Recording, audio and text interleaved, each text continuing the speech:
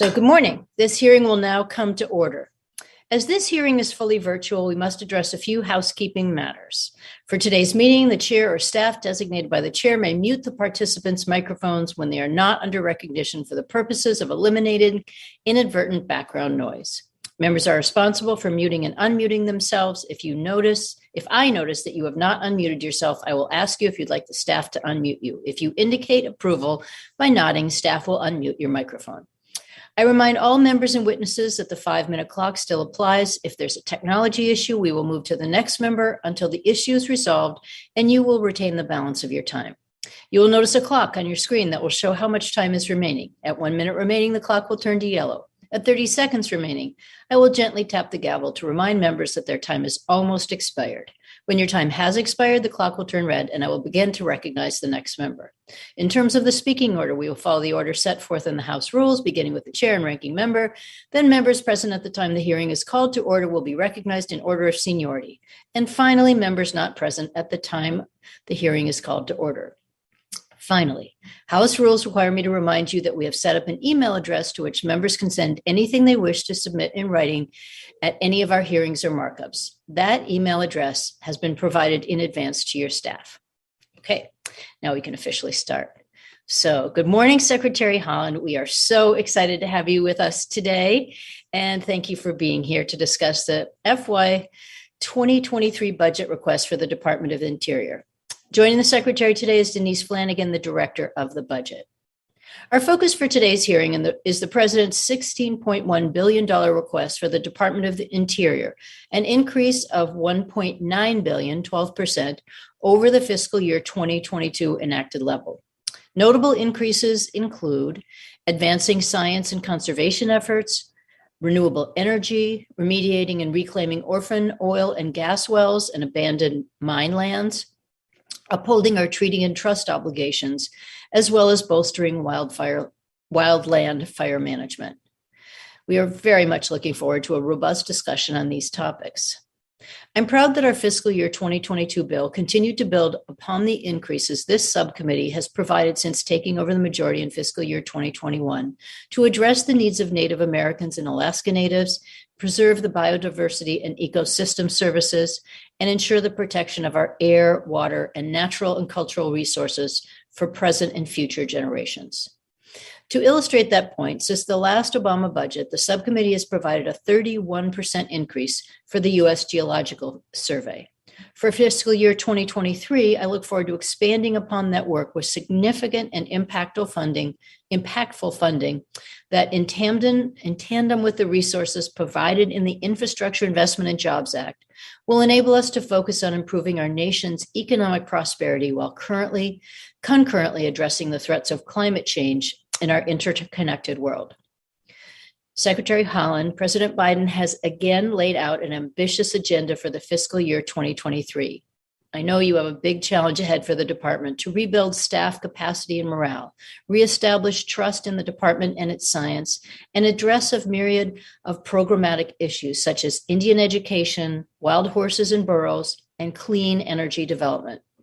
I hope our discussion today will allow us the opportunity to better understand your priorities, both short-term and long-term, as well as discuss how the subcommittee can advance the important work of the Department of Interior and achieve our mutual goals and objectives. I'd now like to yield to our ranking member, Mr. Joyce, for his opening remarks. Thank you, Madam Chair. It's my honor to join you in welcoming back Secretary Deb Haaland and their Director of Budget, Ms. Denise Flanagan. I also want to thank you, Madam Secretary, for coming to Cleveland, Ohio, and visiting Northeastern Ohio last month.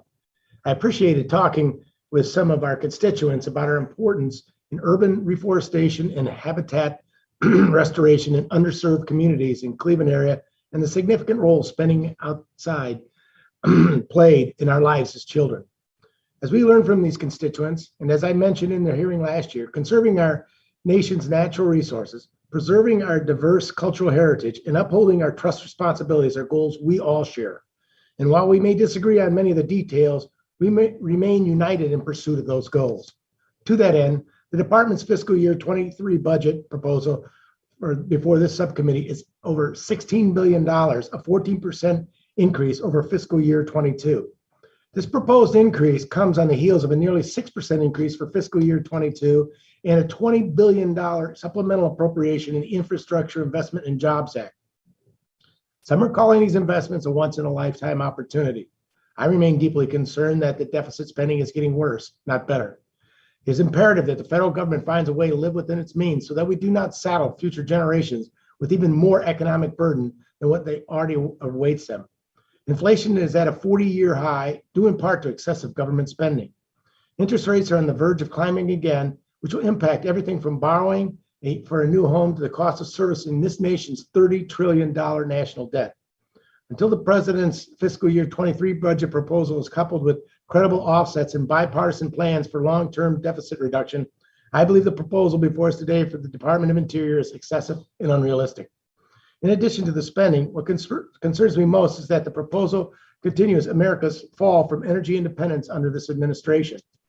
Last year, the administration announced a freeze on new federal leases and canceled pipelines that would have fed U.S. refineries, yet lifted sanctions to allow Russia to profit from its own oil. This year, this administration is drawing down the Strategic Petroleum Reserve to dangerously low levels, is vilifying domestic producers for delayed use of existing leases that are slowed by environmental reviews and litigation, is begging Saudi Arabia and Venezuela to sell us more oil, and has finally come around to the realization that buying Russian oil isn't sound policy. The department's fiscal year 23 budget makes no mention of meeting its mandate for a 5-year offshore leasing plan, which is set to expire on June 30th, and is a prerequisite for any new offshore oil and gas lease sales. Further, the budget makes no mention of resuming mandated quarterly onshore lease sales. Instead, the budget proposes new and increased fees to further disincentivize production. Just days ago, when the administration finally scheduled a handful of onshore lease sales, the department highlighted that these sales constitute an 80% reduction in the onshore acreage nominated for leasing and increase in royalty rates. Let me be clear. We share the same goal of clean, affordable, reliable energy, but we disagree on the speed and the approach for achieving it. The U.S. and most of the world are dependent upon fossil energy for the foreseeable future, whether this administration likes it or not. As has become painfully apparent, shutting off our own supplies doesn't speed our transition to renewable energy. It only makes us more dependent on others. Top-down policies that force hardship on Americans never works when the costs outweigh the benefits on their everyday lives. The price of a gallon of gasoline is more than $4, and Americans are feeling the pain not only at the pump, but throughout the supply chain. A stunning recent poll by Consumer Energy Alliance found that a majority of Americans in every age, gender, race, ethnic, geographic, and political demographic support immediate domestic energy production over increased imports. Madam Secretary, I once again urge you not to lock out America from the domestic energy and minerals it needs for a smooth transition to a cleaner energy future, and work with us to help our constituents mitigate climate risk in their everyday lives while we pursue realistic, free market, and innovative solutions to climate change and protect the interests of the American people, our communities, and our country's economic well-being. Thank you again for being here today, Madam Secretary. I look forward to our discussion, and thank you, as always, Chair Pingree, for yielding time. I yield back. Thank you so much, Mr. Joyce. And Secretary Haaland, we are looking forward to hearing from you. Please go ahead.